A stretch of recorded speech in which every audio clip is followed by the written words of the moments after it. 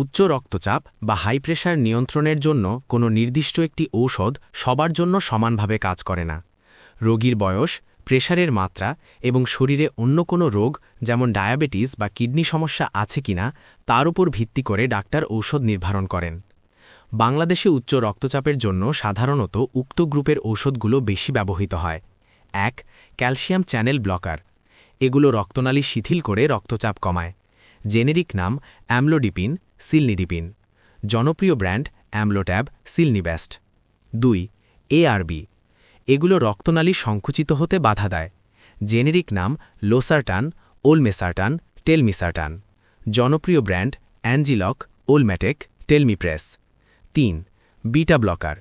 এগুলো হৃৎস্পন্দনের গতি এবং শক্তির ওপর কাজ করে প্রেশার কমায়। জেনেরিক নাম বিসোপ্রলল, মেটোপ্রলল, নেবিবলল।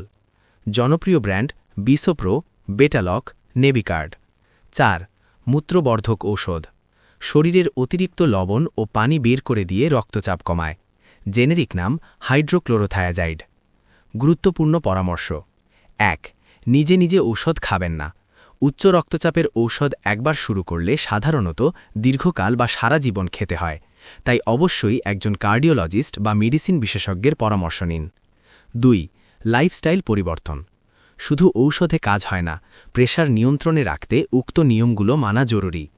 খাবারে কাঁচা লবণ একদম বন্ধ করা, প্রতিদিন অন্তত ৩০ মিনিট দ্রুত হাঁটা, চর্বিযুক্ত খাবার ও ফাস্ট ফুড এড়িয়ে চলা, ওজন নিয়ন্ত্রণে রাখা, মানসিক দুশ্চিন্তা কমানো। সতর্কবার্তা: প্রেশার বেশি মনে হলে ফার্মেসি থেকে নিজে কোনো ঔষধ কিনে খাবেন না, এতে তাৎক্ষণিক ক্ষতি হওয়ার সম্ভাবনা থাকে। আগে প্রেশার মেপে নিশ্চিত হন এবং ডাক্তারের পরামর্শ নিন। ভালো লাগলে একটি লাইক করে দেবেন।